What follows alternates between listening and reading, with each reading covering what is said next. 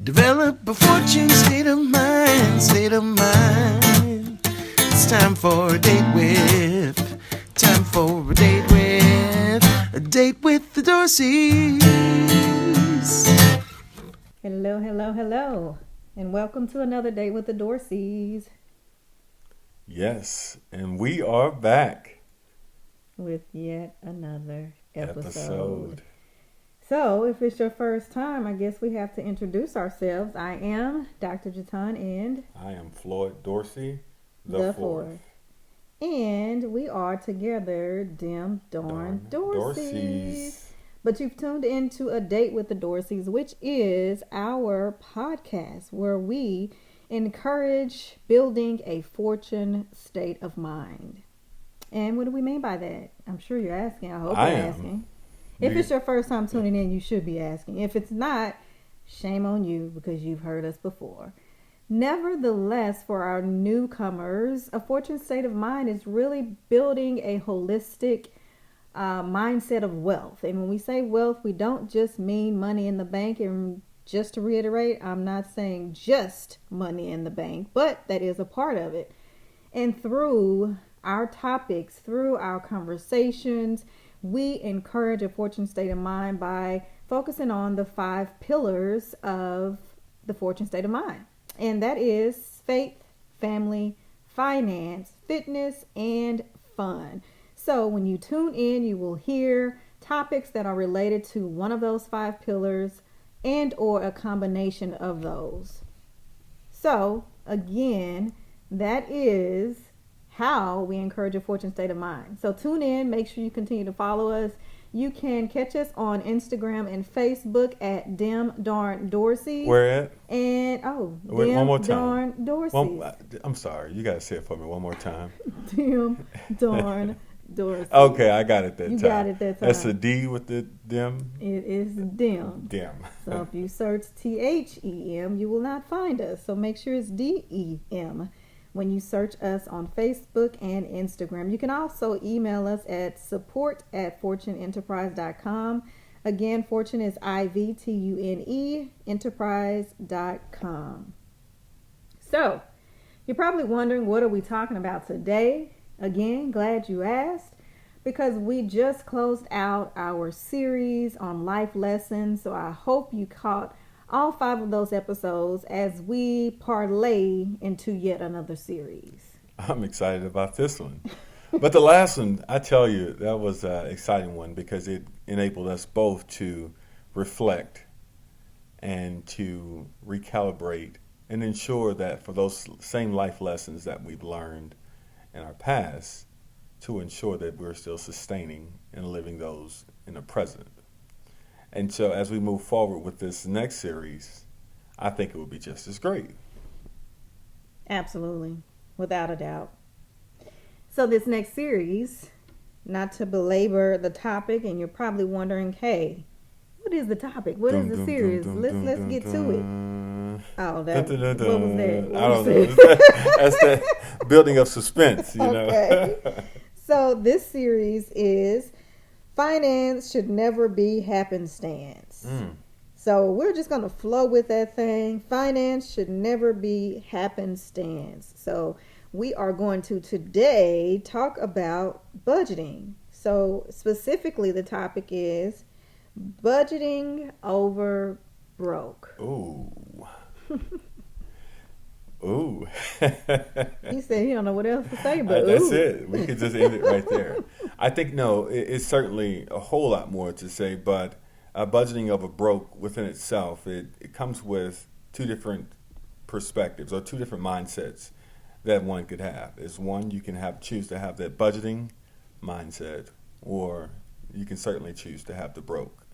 And what does that mean? And perhaps we can unpack that a little bit later, but I will say that having a budget should be the basic foundation of running any financial organization, meaning your home, your business, your corporation, or whatever you're doing.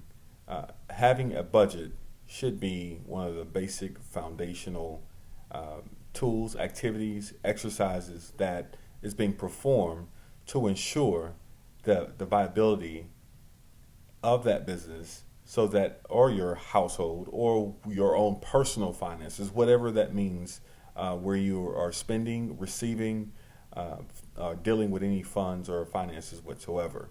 It should be there. In the absence of it, again, you're choosing that second alternative. Instead of budgeting, you're choosing, for some strange reason, you are choosing for broke. Choosing for broke. I don't know. That might have been the topic too. But what I want to say before we jump into our points, though, is that neither of us are financial counselors or anything of that sort. So the things that we're going to share in this series are things that were tried and true for us, things that we implemented, whether it be in our business or in our personal household. So take it for what it's worth. Hopefully it can help you in some kind of way. It'll be some piece of it, if not all, that you can benefit from if you were looking for some sort of an approach to better budget so that you can avoid being broke. Yeah, I certainly agree. And to piggyback on that, there are certainly more, I would say, people with credentials and certifications in the area of finance for your investing, for your taxes, for things of that nature. And one of the things that we certainly encourage is that you seek out those individuals to help you in those particular areas. As we look at things from a budgeting standpoint, as we look at our budget that we create as a family unit, we'll speak more specific on those, as well as some of the budgets we create for our own respective businesses. So those things are important. However, going beyond that, how do we invest? We'll probably touch on that maybe a little bit later in the series. But again, I wanted to echo the point for everyone. You should have in your network those individuals that can help you will help lend you insight on the best ways to invest your money and things of that nature. We have recommendations. So if you are curious or interested in some of our select ones, please reach out. You have our contact information, but let's just jump right into the first point. Yeah, I think one more thing. Although I did say we don't have financial specific certifications or anything, we both do have MBAs. So I want to throw that out there. Yeah, so we're not just, off the street just saying we got a little advice for you. Although, again, we're combining this with our degree plus the for sure. The experience that we have personally just building on our own. That's a great point, because I don't want to talk down as, right. as if we have Make nothing. Sure I'm a little clear on that. We're just talking, not just to be talking. But, right. but certainly I do know that, for those that are practice the investing as a true profession, there are certain certifications that are required and certain licenses that they have to have. But again, not to down talk our own accolades or accomplishments or what we've worked to achieve, right. To give credence to the conversation. Okay, so now we can jump right on in. Let's just do it. Okay, so first thing is, when we talk about having a budget, obviously is to have a budget, right? To have some sort of template going for yourself and or your family and or your business and your employees or however it's working for you, so that you all are working off of the same template, right? So that you have something documented that you can all refer back to, that you can continue to track towards. And there's several, and people maybe wonder, all right, what does that mean? I can take a paper napkin and then just write out my budget or, my plan for the year, the month, the week, the day.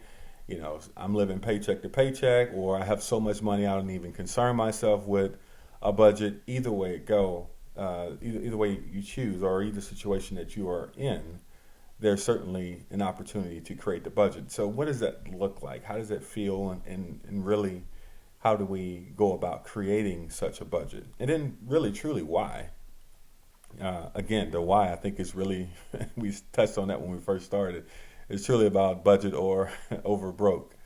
So, it's for you to choose. But largely the why, the true meaning of the why for this one is your budget really sets the foundation as to how you're going to achieve financially your goals or your visions for a set period. Now, that period could be a day, it could be a month, it could be a year. however you choose to do it. For us, we like to take the approach to set it out for a whole year, which enables us then to check in at some type of regular recurring frequency, whether that's quarterly or monthly, and I can get into that. What I recommend for any individual as they really begin to establish that budget. But so you're right. The very first thing is truly to establish that budget. To do that, what I'd recommend is there are several tools that are out there. For some, maybe a little bit more. For some people, maybe a little more sophisticated with Microsoft Excel and some of those tools that are at your disposal to create a spreadsheet and to add in the different respective columns for the things that you anticipate spending monthly and things of that nature. For others, you may want to Google just budgeting tools, right? And what you'll come across is there are several spreadsheets that are out there that are already with the formulas already pre-populated, where all you have to do is enter your number. I'm sure there are apps that are out there. There are other softwares and things of that nature that you can certainly do for little or no cost. The biggest cost will be just your time, taking time to actually think through your spending and populating the information, right? So, Dr. Jatan. What are your suggestions for the main sections or parts of the budget template? Okay, that was going to be my question for you. Oh. I'm kidding. So, so one of the sections I would just put at the top, highlight bold and clear, like what are you really trying to achieve? What are your goals, right? So that no matter whenever you look at that spreadsheet, whatever the frequency is, you can clearly see what your goal is and what you're trying to accomplish for that given period, right? So just make that, again, this is your financial goal, right? So I would recommend that you have multiple goals in all the different pillars of those 5 F's that we talked about.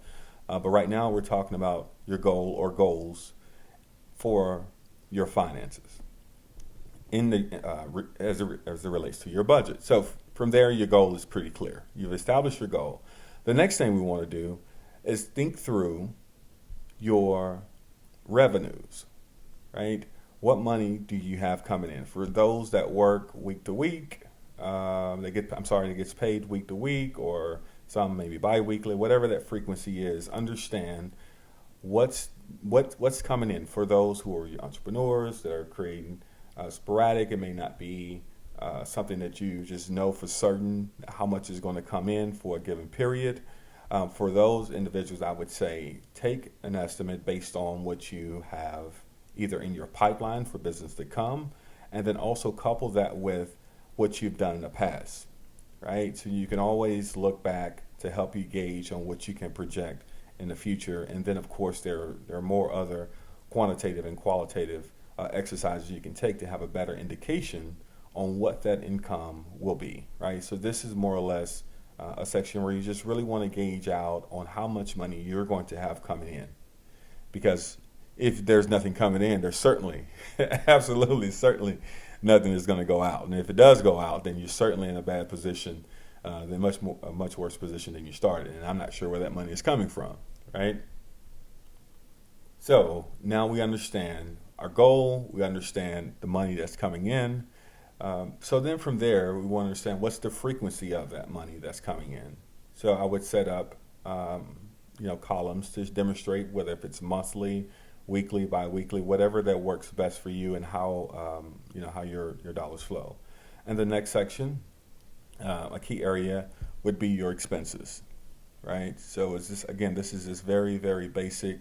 There are other ways that we can do this in some of our additional trainings and things of that nature, but very, very basic. I'd say the next area you want to consider are your expenses. What's coming out, right? So we know the goal, we know what's coming in, now what's going to go out, right? When you're thinking about your expenses, one of the best things that helps me is I really truly go back and look at all of my transactions And some of your credit or debit cards may have this feature where they will aggregate the type of spending that you're doing throughout the year. But I like to look back over a year or over a quarter or a select period to understand what are my trends in spending, right? And I can really truly see accurate dollar amounts. So in those expenses where you're spending money, it may be your rent, your mortgage. If you have an auto loan, it may be something to that. You will put that amount in there. Of course, all your bills, right? And then you would also need to consider, okay, outside of my bills, my core bills that I need to survive, I know that there are other monies that are going out, and that's why looking back over some of your statements can help uncover some of those things. Because for some reason, we tend, and I'd say not all people, but a good portion, we tend to sandbag the dollars that we expect to go out, right? Meaning that we don't really want to put in that true dollar amount for all those, for the Netflix, for the gym memberships, for the gas, for some of those things. We just kind of we're fairly light on putting those true accurate numbers in there, so that when we put it on the paper, it looks like we have something, but when we actually live out the month, it's a different picture, and for some that could be a bit disheartening. So we really want to have a strong picture and better numbers that are coming in on that spreadsheet, right? So we want to have a true picture on what are all those expenses. So once you have those expenses, you have your goals, you have your revenue, then the picture starts to take form. Okay, so pause there. I'm still here, y'all. He went into lecture mode, so I was letting him go through that. But for the budget, the template is what we wanted to focus on first. And the things that I captured from your explanation there is expenses, incomes, goals, including your 5Fs, which we have already talked about what the 5Fs are with the fortune state of mind, and then also accounting for every penny. So having some sort of template that in summary is the culmination of all of those things, so you have an overall visual. So in essence, it's not too much different from setting your personal goals, like achieving those things that you set out. Some of you may, set New Year resolutions. Some of you may have an approach to SMART goals throughout the year. You have quarterly goals for your business or personally. So you have those things outlined. You have those milestones that lead up to that ultimate goal. And likewise, you'll do the same with your finances, except that it's numbers, right? That's it. So if you look at it, in month one, you have your income, your money, your revenues that you expect to come in, and you have your expenses, your true expenses. And I would say be more on your revenues. Feel free to be more conservative. On your expenses, feel free to be a little bit more liberal, so that you can have a better picture, so that you're not surprised or in shock. You'll have a truer picture once you do the math and subtract for a month period, right? So most people pay their bills monthly. A month period between your revenues and your expenses, you should have some number left over, right? Now we're talking about here is just covering your basic bills. We'll get more into fine-tuning that to say, all right, some of your expenses, what can you eliminate? What can you remove? What can you decrease, right? And what should you add in for saving and for investing and things of that nature? But at a holistic level, again, to keep it simple, you want to start with that kind of basic picture in mind. My goals, revenues, all the money is coming out, and the difference between the revenues and the expenses should be what you should have left over at the end of the month. And ultimately, that's what we're talking about, budget over broke. So having that budget will save you from being broke, because without the budget, without the tracking, you have no idea if you're coming or going with the income that you do have. So it's important to have some type of tracker so you know what's coming in, what's going out, and what's staying put for that rainy day. So we kind of already, went into a few of these other points as we were talking about the budget itself, like the template that you should create and maintain. But then I think it's also important to highlight that having those frequent meetings, whether it be monthly, quarterly, weekly, whatever suits your fancy, and it incorporates or includes whomever the budget impacts. so that all are on the same page. And once you have those planning sessions, like for instance, the initial creation of that template is the initial planning stage, right? So when you create that plan, you've documented, you've tracked, you've included your expenses, your income, everything that we just mentioned there, right? From the last penny that you spent to the first penny you earned, and being sure that you have all of this documented so that you can say, okay, this is where we currently stand. This is where I currently stand, however it looks, whichever budget you're creating. And then from there, you're able to walk away. Say, for instance, you're meeting quarterly, you're able to walk away and have accountability and know exactly what you need to do from week to week, check to check, so that when we reconvene in the next quarter, we know where we all should be. And if we're not, we know that at that point we need to discover what needs to change. To make some adjustments. Yeah. Absolutely. So your budget is truly, it's a forecast, right? You really don't know. You're planning, so you haven't experienced it yet. So you're projecting out in the future, and as you continue to progress through the year, you can put in actual numbers. You want to match your actuals to your projections to see if you're off track or on track, right? Again, if with a visual in mind, it would be on a spreadsheet and you would have multiple columns and rows, but you would be able to see your budget versus your actual and see how you're truly trending. And in those meetings, for those who may struggle a bit in this area, your frequency of meeting and checking in or looking back and measuring, I would say your frequency of measure maybe monthly or maybe bi-weekly with you or your business partner, or with for your house, maybe you with your significant other. However, if after you've developed a good rhythm, you feel pretty good, you may want to back off and you can kind of lean towards the monthly, quarterly type of check-ins. But it's certainly important to be able to measure your progress against your budget that you planned out for the month, year, or whatever that cycle is. Right. And I think what's important, again, when we go back to the initial planning, now that you've decided that you are going to create this budget and follow through with this budget, it's important that you have an agreement with whomever, again, is also impacted by this, because you don't want to employ something upon the next person that they haven't agreed to, they don't feel like they can achieve. But even though I don't want to say they don't feel like they can achieve, because you may need to push the person, but just making sure you're on the same page so that, the plans can go as anticipated.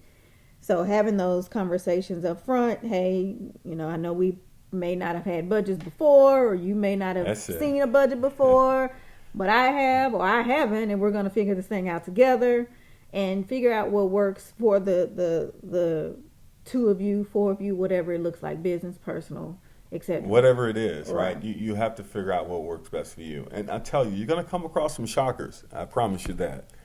Because most people are really not aware of how much they're truly spending, right? They really probably truly don't know, because the way we transact today, was mostly electronic, right? We're using our swiping the card and we move on. All we see is that the check is gone or the money is gone from the bank. But when you're doing this budget and you're meeting with your partners or significant others or whomever you're working this budget with, you may see some surprises on both ends, and it's important to be able to deal with those and handle those surprises accordingly, right?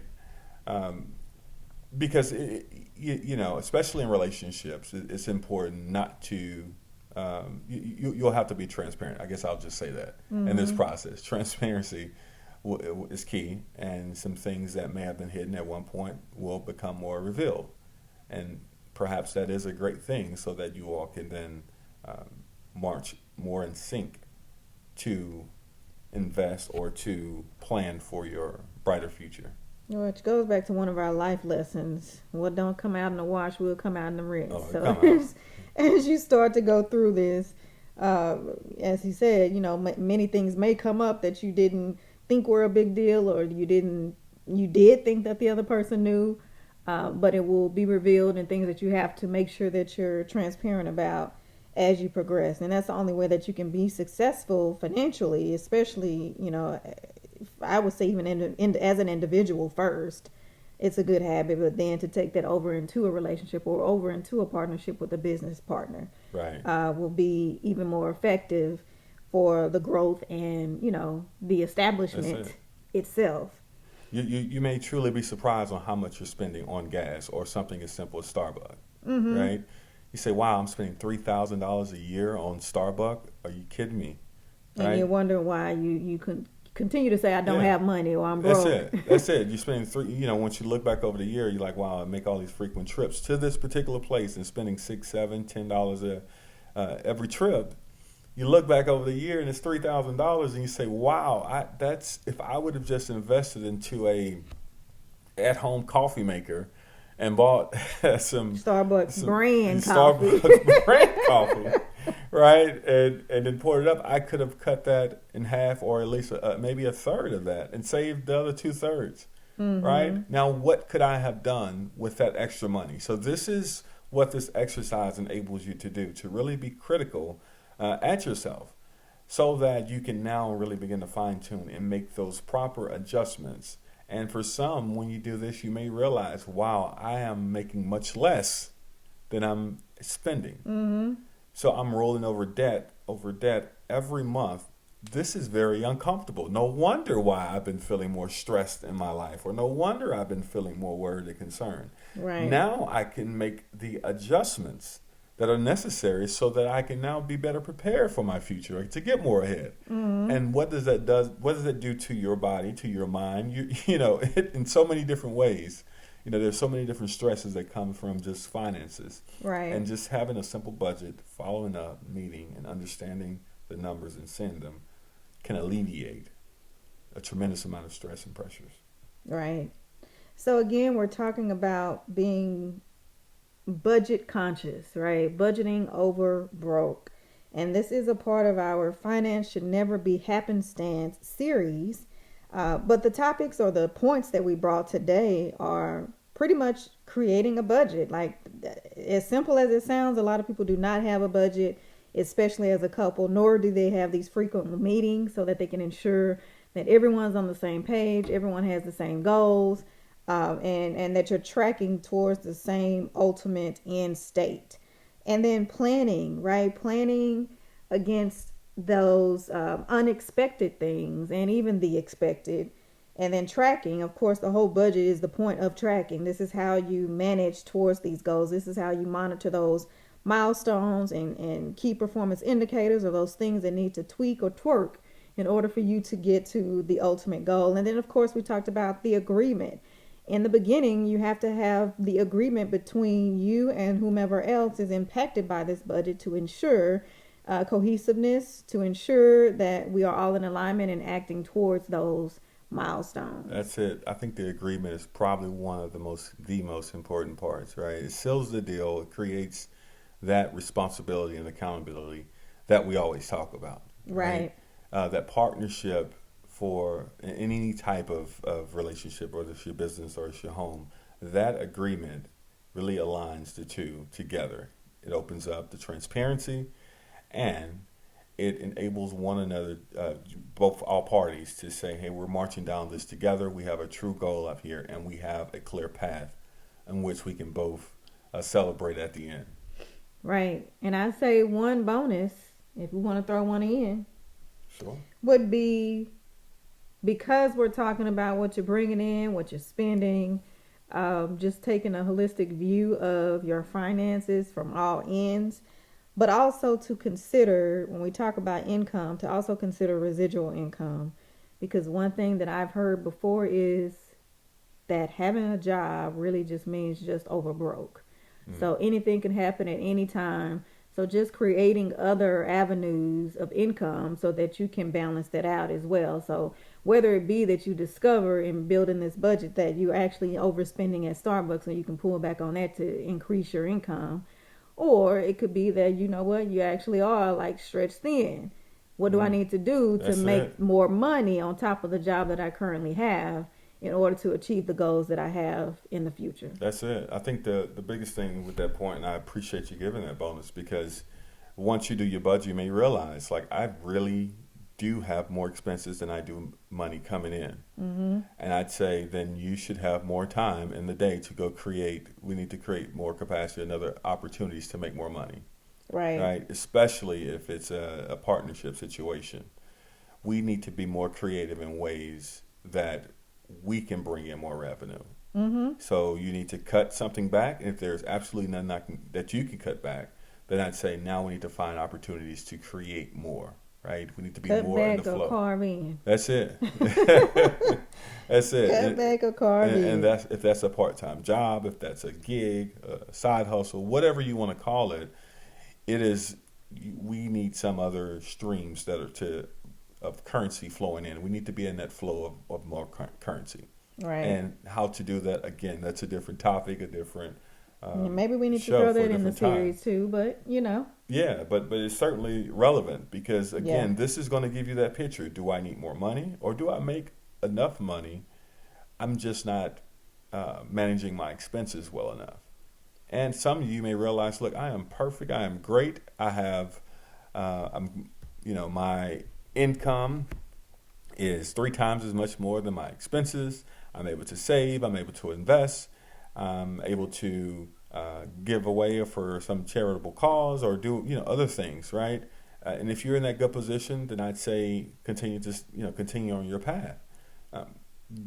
But what we're talking about here is just your budget just for your operating, right? For your operating lifestyle, operating expenses and income that's coming in and going out.